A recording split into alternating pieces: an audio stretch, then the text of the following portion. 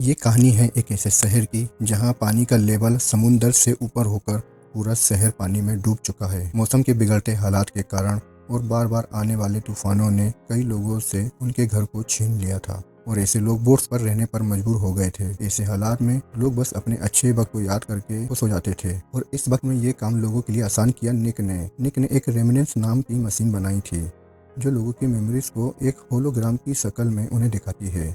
इस मशीन के जरिए ही उन्हें एक ऐसे फील होता था जैसे वो खुद उसी टाइम को जी रहे हैं, उसी टाइम में चले गए हों। सिक्योरिटी के कारण निक अपने कस्टमर्स जो उनकी मेमोरीज को दिखाता था उनका रिकॉर्ड भी अपने पास में रखता था। कुछ कस्टमर तो निक के ऐसे थे जो बार बार एक ही मेमोरी देखने के लिए उसके पास आते थे। एक लड़की थी जो कई मर्तबा रेमिनेंस आ चुकी थी अपने बॉयफ्रेंड के साथ बिताए हुए पुराने लम्हों को याद करने के लिए। अब निक की असिस्टेंट उसे उसकी मेमोरी को चिप में सेव करके देती है, लेकिन वो ये लेने से इनकार कर देती है क्योंकि उसे रेमिनेंस के अंदर आकर उन लम्हों को जीना अच्छा लगता था। सब कुछ बिल्कुल नॉर्मल चल रहा था, लेकिन फिर एक दिन निक के ऑफिस में और ज़िंदगी में एक नई लड़की आई, मई। मई ने अपनी चाबी गुमा दी थी और रेमिनेंस के जरिए वो उन चाबी को ढूंढना चाहती थी। निक मई की हेल्प करता है उसकी पिछले दिनों की मेमोरीज को याद दिलाकर उसकी चाबियों को ढूंढने में, उसे जो उसने क्लब में गुमा दी थी, जिस क्लब में वो सिंगर थी। निक उसकी मेमोरीज में से गुजर के उसकी आवाज़ और उसका गाना सुनकर उसका दीवाना हो जाता है। निक को ये गाना बहुत पसंद था क्योंकि ये गाना उसके दादा उसके लिए गाया करते थे। फिर मई यहाँ से चली जाती है और निक की असिस्टेंट उसे बताती है कि मई अपनी ईयर रिंग्स यहाँ पर छोड़ गई है, जिसे निक रख लेता है। अब अगली रात निक उसी क्लब में जाता है जहाँ पे मई गाना गाया करती थी। वो यहाँ पर मई के गाने की तारीफ़ करता है और उसको ये इयररिंग्स भी वापस करता है। बातें करते हुए निक को ये पता चला कि मई का अभी तक कोई दोस्त भी नहीं था। फिर मई उसे उसके साथ घर चलने का ऑफ़र करती है और निक मान जाता है। फिर हम यहाँ पे देखते हैं कि दोनों काफ़ी करीब आ जाते हैं। सीन चेंज होता है।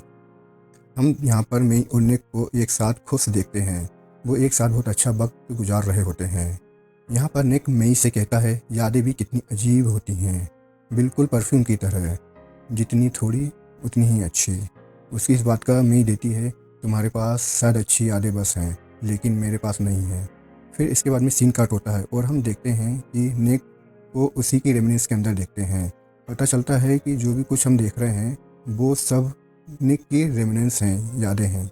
जब से मई उसे छोड़कर गई थी वो इस सदमे से बाहर नहीं निकल पाता। वो हमेशा यही सोचता था कि उसके प्यार में क्या कमी रह गई थी कि मई ने उसे धोखा दे दिया।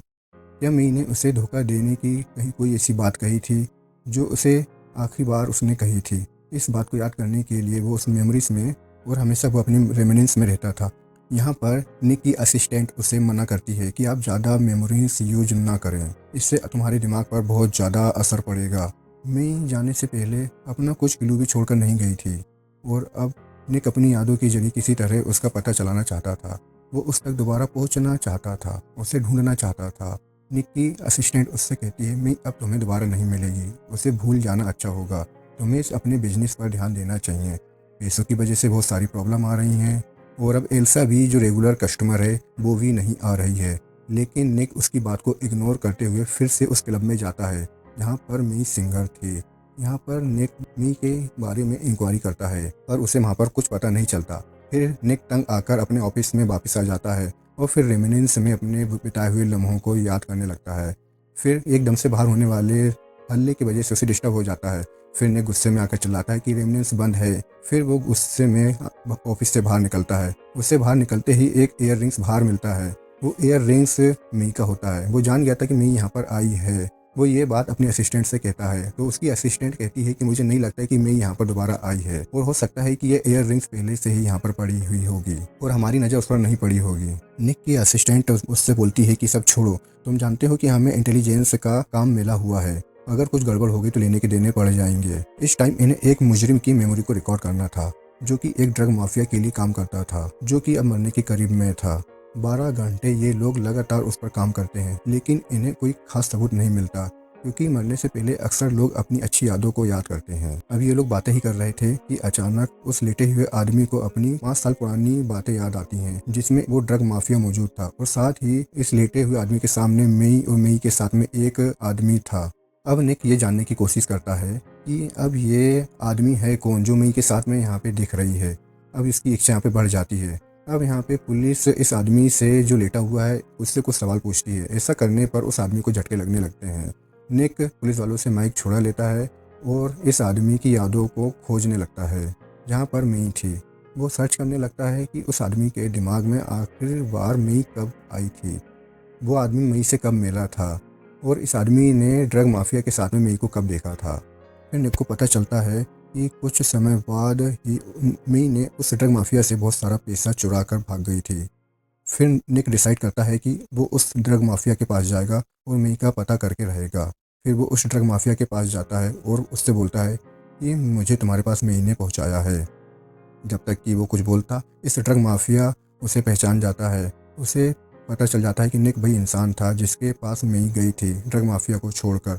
वो निक से कहता है कि क्या तुम मुझसे बहुत ज़्यादा ताकतवर हो। फिर ड्रग माफिया अपने आदमियों को निक को टॉर्चर करने को कहता है। इससे पहले कि उस ड्रग माफिया निक को मारता, यहाँ पर निक की असिस्टेंट की एंट्री होती है जो कि अपनी गन को निकाल कर सारे गैंगस्टर को मार देती है और अपनी उसी गन से उस पानी के टब को शूट कर देती है और उसका पानी भी बह जाता है। निक के टैंक से पूरा पानी बह जाता है जिससे निक बच जाता है। वो गैंगस्टर भी निक की असिस्टेंट को मारने के लिए दोनों हाथों से गन चलाने लगता है पर उसका निशाना चूक जाता है। अब निक उस आदमी को चकमा देकर वहां से निकल जाता है और अपने असिस्टेंट के साथ अपने ऑफिस में वापस आ जाता है। फिर निक असिस्टेंट से कहता है कि मैं तुम्हारी और मी की जो लास्ट मुलाकात है मुझे उसकी मेमोरीज देखनी है। वो अपनी असिस्टेंट को अपनी रेमिनेंस के अंदर लेटा देता है और यहाँ उन दोनों की यादें और बातों को सुनने लगता है। जहाँ पर हमेशा से निक की असिस्टेंट को रखता था, वो यहाँ देखता है कि मई निक के पास किसी खास मकसद के लिए आई थी और वो उसे इस्तेमाल करने के लिए आई थी किसी खास मकसद के लिए। और उस मई ने निक की असिस्टेंट को सारी सच्चाई बताई थी और वो एक ड्रग असिस्टेंट है और एक ड्रग माफिया को धोखा देकर आई है। ये सारी बातें जानने के बाद में वो जानती थी कि निक उससे गुस्सा हो जाएगा। फिर बाद में निक की असिस्टेंट निक से कहती है कि आई एम सॉरी, मुझे तुमसे छुपाना नहीं था। फिर ये लोग वहाँ पे ढूंढने लगते हैं कि मई ने यहाँ से कुछ चुरा के तो नहीं ले गई। फिर इन्हें पता चलता है कि मई ने एल्सा की मेमोरीज यहाँ से चुरा के ले गई थी जो उनकी रेगुलर कस्टमर थी और जो कि एक अमीर आदमी की बीवी थी। ये बात जानने के बाद में निक बहुत कंफ्यूज हो जाता है कि आखिर मई चाहती क्या थी और एल्सा की मेमोरी से उसका क्या लेना देना है। ये बातें जानने के लिए वो दोबारा से मई को ढूंढने लग जाता है और शहर में एक आदमी से मिलता है। फिर एक आदमी एक लड़की के बारे में बताता है। फिर निक उस लड़की का पीछा करता है, एक समुद्र के पास चली जाती है। फिर वो निक उस लड़की से मई के बारे में पूछता है। निक उस लड़की से बोलता है कि मैं तुम्हें कोई नुकसान नहीं पहुंचाऊंगा, सिर्फ मुझे मई का पता बता दो। तब वो लड़की बोलती है कि मई का मर्डर हो चुका है और उसका एक बेटा भी है जो पिछले दिनों ही किडनैप हुआ है। ये बात जानकर निक को शौक लगता है। अब वो ये बात जानकर पीछे ही मुड़ा था कि उसके ऊपर किसी ने हमला कर दिया और उसे कहा कि मई को भूल जाओ। ये कहते ही हम देखते हैं कि मई अपने ही रेमिनेंस से टैंक के अंदर से उठा है। वो इस मेमोरी को बार बार देख रहा था, उस आदमी का पता चलाने के लिए जिसने उसे मई को भूल जाने की धमकी दी थी।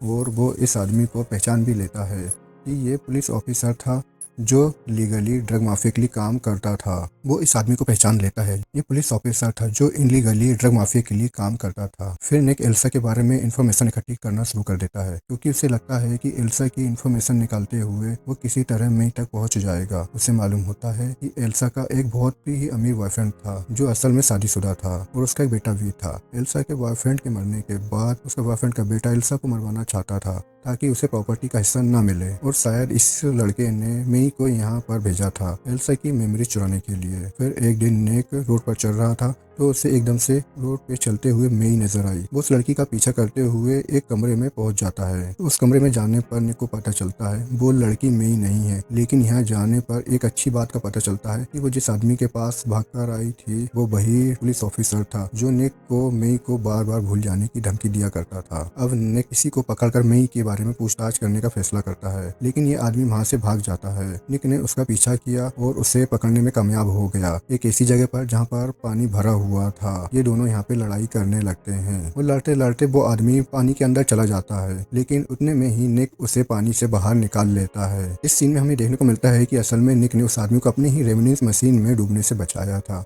और उससे पहले जो कुछ हमने देखा वो उसकी मेमोरीज थी। निक लड़ने के बाद इस आदमी को रेमिनेंस में ले आया था ताकि उसकी मेमोरी से देखकर वो मई का पता लगा सके। बेहोश होने से पहले ये आदमी निक को वार्न करता है कि देखो मई के बारे में न जानो तो अच्छा होगा, अगर जान लोगे तो टूट जाओगे। लेकिन निक उसकी एक बात नहीं मानता और उसकी मेमोरीज में से मई को ढूंढने की कोशिश करता है और मालूम होता है कि निक के साथ मई का मिलना कोई इत्तेफाक नहीं था, बल्कि सब कुछ पहले से ही प्लान था। एक धोखा और एक फरेब था। वो प्लान के तहत निक से मिली थी। इस आदमी की मेमोरी से निक को पता चलता है कि मई को निक से रियल में प्यार हो जाता है, लेकिन इस सब के दौरान वो अपना मिशन नहीं भूल सकती थी, क्योंकि उन्हें एल्सा को मारना था, जिसकी मेमोरी उसने निक के पास से चुरा के ले गई थी। इस आदमी की मेमोरी में निक देखता है कि जब ये आदमी एल्सा को मार रहा था, तब मई अपने बेटे को लेकर वहाँ से चली जाती है। इसके बाद इस आदमी को मई का कुछ पता नहीं चलता है। ये देखकर निक को झटका लगता है, लेकिन फिर भी उसको ऐसा लगता है कि ये जितनी मेमोरी उसने देखी है ये अधूरी है। इसके बाद भी मई की कुछ यादें उस आदमी के दिमाग में थी, जिन्हें वो उस आदमी को टॉर्चर करके बार बार पता करने की कोशिश करता है। फिर उसे पता चलता है कि इस आदमी से मई दोबारा मिली थी। असल में वो दोबारा निक से मिलने के लिए उसके रेमिनेंस सेंटर आई थी, लेकिन वहीं पर इस आदमी ने उसे पकड़ लिया, जो कि उसको अकेला छोड़ नहीं सकता था। मई उसके किए हुए मर्डर की एक गवाह थी। इस आदमी के दिमाग में कई बार मई अपने प्यार का इजहार करती है, तो निक को पता चलता है कि मई निक से मोहब्बत करने लगती है, क्योंकि कहीं न कहीं वो जानती थी कि निक उसे ढूंढते हुए इस आदमी तक जरूर पहुंचेगा और उसकी मेमोरीज को देख लेगा, जहां वो मई से अपने प्यार का इजहार कर रही थी। निक इस आदमी की मेमोरीज के बहाने उस होलोग्राम के सामने चला जाता है और इस मेमोरी को कई बार रिमाइंड कर देखता है। फिर निक इस आदमी को और ज़्यादा टॉर्चर करता है और उस आदमी के दिमाग में जाने वाले करंट को बढ़ा देता है और उसके रिमाइंड में जितनी भी बातें रहती हैं सबको रिकॉर्ड कर लेता है। इसके बाद में वो जाता है उस लड़की के पास में जिसने एल्सा को मरवाया था। इस आदमी और मई के जरिए वो उससे कहता है कि तुम्हारे बारे में अब सच सबको पता है, यहाँ तक कि पुलिस को भी, कि तुमने अपनी प्रॉपर्टी दूसरे भाई को शेयर न करने के लिए एल्सा को मरवाया था और उसके बेटे को यहाँ से दूर पहुँचा दिया था। पुलिस जल्द ही तुम्हारा केस सॉल्व करने वाली है और तुम्हारे भाई को भी ढूंढने वाली है, और देखना अब अपने किए के बदले तुम मारे जाओगे। ये सारी बातें सुनकर वो लड़का गुस्से से पागल हो जाता है। पहले वो निक को मारना चाहता था, लेकिन फिर उसने अपने आप को मारने की कोशिश की, लेकिन वो ये भी नहीं कर पाया। इतने में पुलिस उसको अरेस्ट कर लेती है। इसे मुई ने जिस क्राइम में हिस्सा लिया था उस क्राइम के असली मुजरिम को पुलिस से पकड़वा देती है। ऐसा करके उसने अपनी गलतियों का इजाला कर लिया था। इसके बाद में निक अपने असिस्टेंट के पास में जाता है और कहता है कि अब मैं कभी मई को नहीं ढूंढूंगा, ये जिंदगी बहुत छोटी है, इसे खोई हुई चीज़ों को ढूंढने में नहीं गंवाना चाहिए। तुम भी जाओ अपने बेटे से मिलो और उसके साथ रहो। इस सब के बाद में निक उन केस को सॉल्व कर देता है जिसका उसे टेंडर मिला हुआ था। इसके बाद में निक उसी अपने रेमिनेंस मशीन में अपनी उन्हीं यादों के साथ में अपना पूरा टाइम बिता देता है, क्योंकि उसके पास में कोई गोल नहीं होता है। निक अपनी इस रेमिनेंस मशीन में खुद इंजेक्शन लगाता है और उसकी उस पुरानी यादों को जीता है जो उसने मई के साथ में पल बिताए हुए थे, और उन्हीं के साथ में उन यादों के साथ में अपनी पूरी जिंदगी को बिताने का फैसला कर लेता है और अपनी रेमिनेंस मशीन में खुद इंजेक्शन लगाता है और लेटा हुआ रहता है। यहाँ से मूवी का एंड होता है।